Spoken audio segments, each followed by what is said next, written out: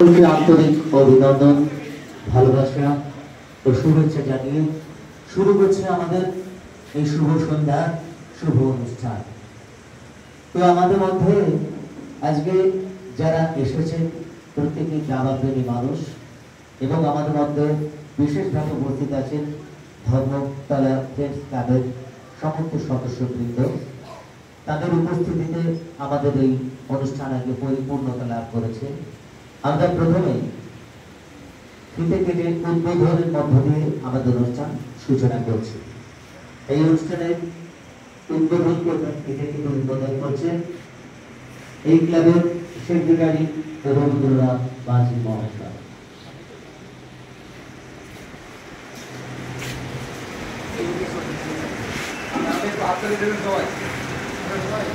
সকলে একটু করতালির মাধ্যমে আমাদের অনুষ্ঠানকে আরো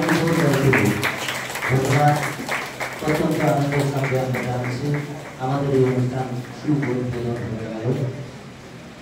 আমাদের মধ্যে উপস্থিত রয়েছেন ধর্মতলা ফ্রেন্ডস ক্লাবের গেম সেক্রেটারি তাপস হাটুই, রয়েছেন পরিচালক সমিতির প্রধান উদ্যোক্তা নগর মন্ডল মহাশয়, রয়েছেন ক্যাশিয়ার অলোক পাত্র মহাশয়, রয়েছেন সেক্রেটারি রবীন্দ্রনাথ মাঝি মহাশয় এবং রয়েছেন বিশেষ সদস্য এই ক্লাবের মিঠু দত্ত মহাশয়।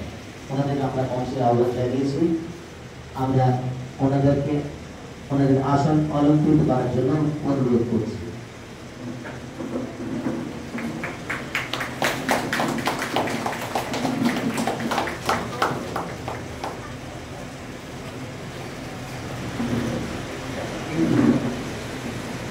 আমাদের আজকের এই অনুষ্ঠান একটু ভিন্ন স্বাদের, একটু ভিন্ন ধরনের অনুষ্ঠান। আজ আমরা প্রত্যেকে এখানে মিলিত হয়েছি একটাই উদ্দেশ্য, দাবা খেলা শেখা, দাবার প্রতি ভালোবাসা গড়ে তোলা এবং দাবাকে নিজেদের মধ্যে চর্চা হিসেবে নিজেদের আত্মকে ধরে রাখার একটা বিশেষ প্রতিষ্ঠান তৈরি করা। আমরা চলুন এই খেলার যে প্রথম দুটি চাল আমাদের এই ক্লাবের সেক্রেটারি, এই ক্লাবের গেম সেক্রেটারি তাপস হাটুই মহাশয় দাবার প্রথম চাল নিয়ে আজকের এই মঞ্চে এই দাবা খেলা প্রতিষ্ঠান উদ্বোধন করবেন। তাপস হাটুই মহাশয় এই ধর্মতলা ফ্রেন্ডস ক্লাবের গেম সেক্রেটারি তাপস হাটুই মহাশয়। আমরা জোরে একটি করতালির মাধ্যমে দাবার প্রথম চাল ওনার হাত দিয়ে শুরু করলাম।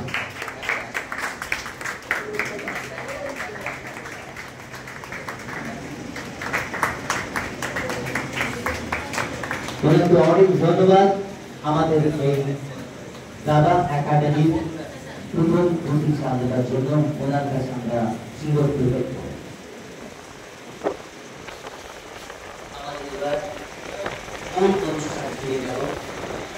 আমাদের মধ্যে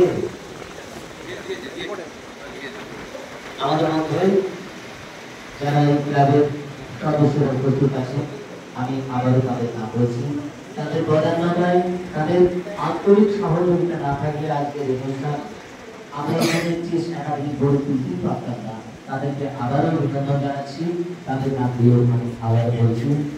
এই ক্লাবের গেম সেক্রেটারি উপস্থিত রয়েছেন তাপস হাটুই মহাশয়। একটু হাত তুলে ওনাকে চিহ্নিত করলাম। রয়েছেন পরিচালক সমিতির প্রধান উদ্যোক্তা নগর মন্ডল মহাশয়, রয়েছেন ক্যাশিয়ার অলোক পাত্র মহাশয়, রয়েছেন বিশেষ সদস্য মিঠু দত্ত মহাশয়।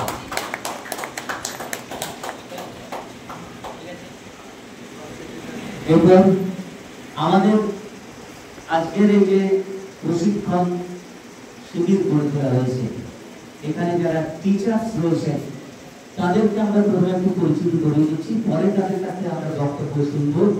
দাবা সম্পর্কে নানা রকম তাদের যে বক্তব্য, তাদের যে কলা কৌশলী, সেগুলো আমরা তাদের কাছে শুনব।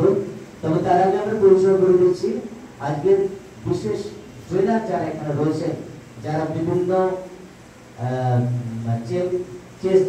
বিভিন্ন টুর্নামেন্ট সেগুলো বিজয়ী তারা রয়েছেন। একে একে তাদের সঙ্গে আমরা পরিচয় করে দিচ্ছি। প্রথমে আসছেন এখানে চেস টিচার দীপঙ্কর ব্যানার্জি।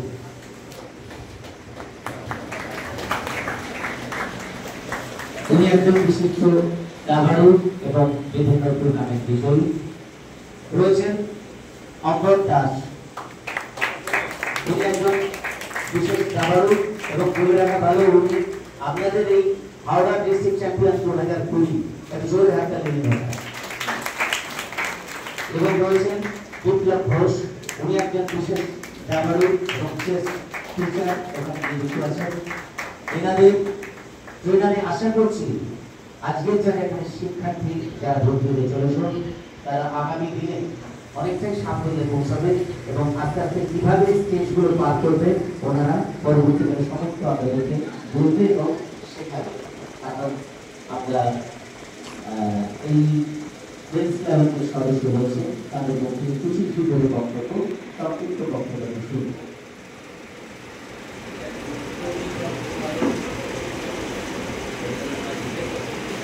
এখন সংক্ষিপ্ত বক্তব্য রাখবেন এই ক্লাবের সেক্রেটারি রবীন্দ্রনাথ মাঝি মহাশয়।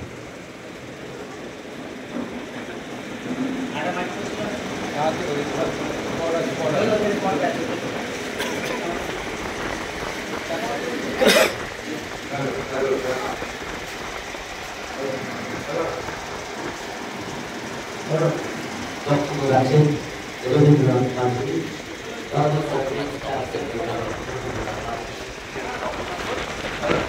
আমার বক্তব্য শুরু করার আগে প্রথমে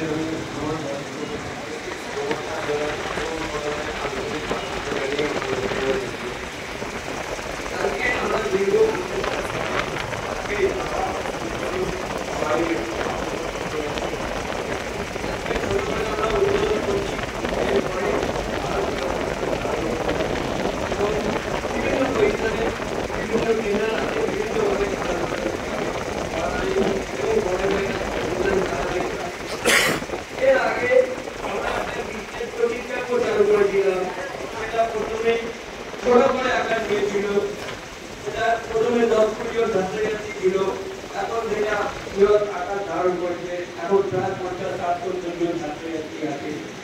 এবং আমাদের পরবর্তী প্রচেষ্টা আছে আরো আমরা এই সামাজিক মূলক কাজকর্ম করব, সেটা ভবিষ্যতে।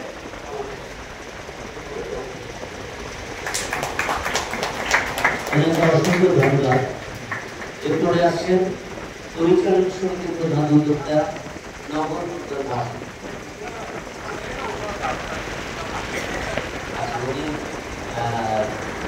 উনি একটু পরে রাখছেন বক্তব্য, তার আগে আমরা দেখেছি অবপত্র গেট সেক্রেটারি তিনি আছেন তাপস ঠাকুর, ওনার কাছে কিছু বক্তব্য।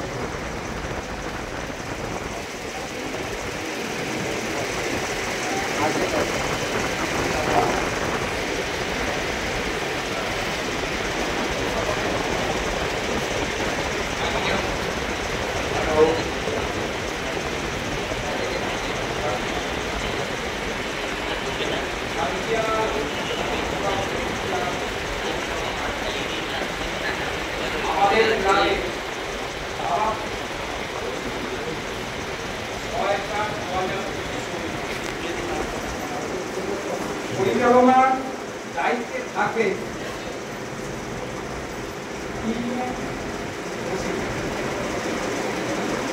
অমর দাস, বিপ্লব ঘোষ, বিকল্প জ্ঞান। সপ্তাহে দুদিন ক্লাস হয়, শনিবার আর রবিবার। যথা সময় উপস্থিত হইতে করা হচ্ছে। আমি অত্যন্ত আনন্দিত যে আমাদের ক্লাবে আমরা এইরকম একটি দাবা একাডেমি তৈরি আছি।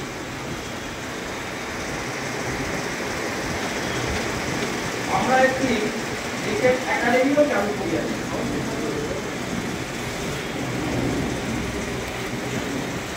ক্রিকেট একাডেমি পরিচালনার দায়িত্বে আছে রানা প্রতাপ সিং। ভবিষ্যতে আরো কিছু পরিকল্পনা সমাজ কল্যাণমূলক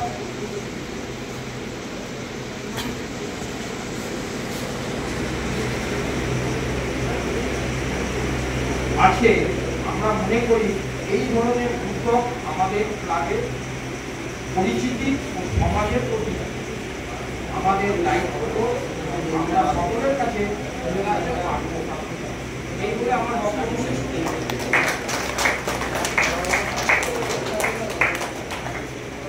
হ্যালো, ওনাকে অসংখ্য ধন্যবাদ।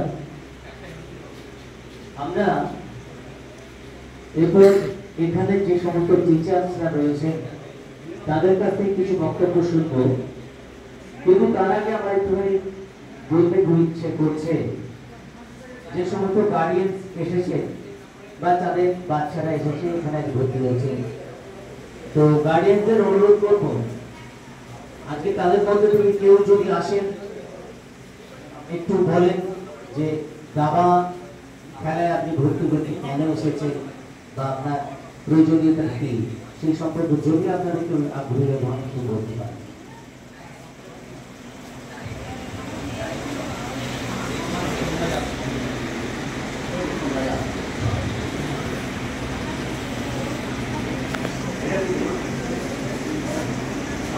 আমাদের এখানে একটু চলছে নাম রেজিস্ট্রেশন কাজ। সার্কিয়া চেস একাডেমি পক্ষ থেকে আবারও সকলকে আন্তরিক অভিনন্দন, ভালোবাসা ও আন্তরিক সার্কিয়া চেস একাডেমির উদ্বোধনী অনুষ্ঠান এবং আন্তরিক সহযোগিতায় ধর্মতলা ক্লাব চলছে। সার্কিয়া এটাও তারা গড়ে তুলবে। বাবার এবং ফোনই তো আমার কাছে, দাবার ফোনই তো নিচে গেছে, একটা আরে ফোনই তো আমার কাছে। ও আচ্ছা, এই দেখো পড়াশোনার ক্ষেত্রেও বাবাকে এই এটা অনেক কাজে লাগে। না তো এখন তো আমার ছেলেকে আবার ফোন দিয়েছে। বোধহয় প্রত্যেক স্কুলেই টয়লেট দাবা খেলার একটা মাঠ করে দিয়েছে এবং এটার প্রতি যে এটার যে গুরুত্ব আছে এটা আমরা সকলেই আজকে বুঝতে পারছি। তো আমরা যেটা শুরু করছি এটা সকলের সহযোগিতা ছাড়া তো হবে না। যে স্বতঃস্ফূর্তভাবে যারা এসেছেন তাদেরকে আমরা আমাদের এই সার্কিয়া চেস একাডেমির পক্ষ থেকে শ্রদ্ধা এবং শুভেচ্ছা জানাচ্ছি। আমি বেশি কিছু বলবো না আজকে, কেননা সবাই ভাবছেন যে কখন ছাড়লে কখন বাড়ি যাবো একটা। তো যাই হোক, শনি রবিবার ক্লাস হবে আমাদের 5টা থেকে সপ্তাহে 2 দিন। এর মধ্যে কোনো খেলোয়াড়ের যদি কোনোদিন অসুবিধা হয় আগে থেকে জানাবেন। 2 দিনের মধ্যে অল্টারনেটিভ যে কোনো একদিনও আসতে পারে, 2 দিনও আসতে পারে। ঠিক আছে, আপনাদের সকলের সহযোগিতা আশা করে আমি বক্তব্য শেষ করছি। সকলের সহযোগিতা পাবো তো আমরা? Thank you.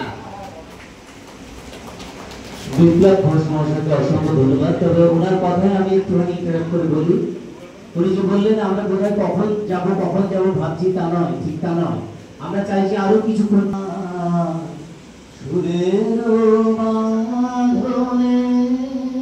তাই তো আমরা আজকে একই সুর, আমাদের সেই সুর কিন্তু আজকে একটাই লক্ষ্য, দাবা খেলা, দাবাকে ভালোবাসা, দাবা খেলা শেখা, দাবায় উন্নতি করা। তাই তো বিপ্লবদা। আচ্ছা, আমরা আবারও আমাদের সম্পর্কে আমাদের যে আরো যারা ট্রেনার রয়েছেন তাদের বক্তব্য শুনব। এখন আসছেন অঙ্গর দাস, উনিও ক্লাস টিচার এবং এক্সপিরিয়েন্স টিচার।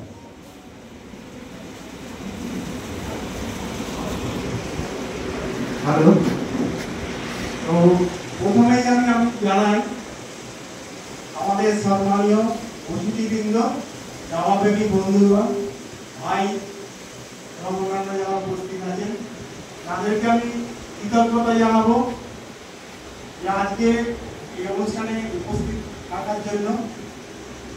আর সঙ্গের সমস্ত সদস্যদের আমি জানাই আমার আন্তরিক অভিনন্দন তাদের সহযোগিতার জন্য। এই সহযোগিতা আমাদের চলার পথে পথে হয়ে থাকবে। তো দাবা খেলা নিয়ে বলতে গেলে একটা জিনিস আমি বলবো, দাবা খেলা শুধু খেলা নয়, এর সঙ্গে অনেক কিছু জড়িত। প্রথমত ধৈর্য, আত্মসংযম, চিন্তা, বুদ্ধি এবং আরো যে জিনিসটা দরকার সেটা হলো মনঃসংযোগ। তো এই মনঃসংযোগটা আমাদের পরবর্তীকালে একাডেমিক ব্যাপারে যেমন সহযোগিতা করে, তেমনি বাস্তব জীবনেও এইগুলো, এই সমস্ত ধৈর্য সংযম এগুলো কাজে লাগে। সুতরাং দাবা খেলাটাকে শুধু খেলা হিসাবে ধরলে হবে না, এগুলো কিন্তু আমাদের বাস্তবের সঙ্গেও জড়িত, সেটা একাডেমিকই হোক বা সাধারণ বাস্তবতা যে সমস্ত আমরা চলি সাধারণ মধ্যে যেটা আছে সেটাও ধরতে হবে। তো এটা তো অনেক বড় কথা হয়ে গেল।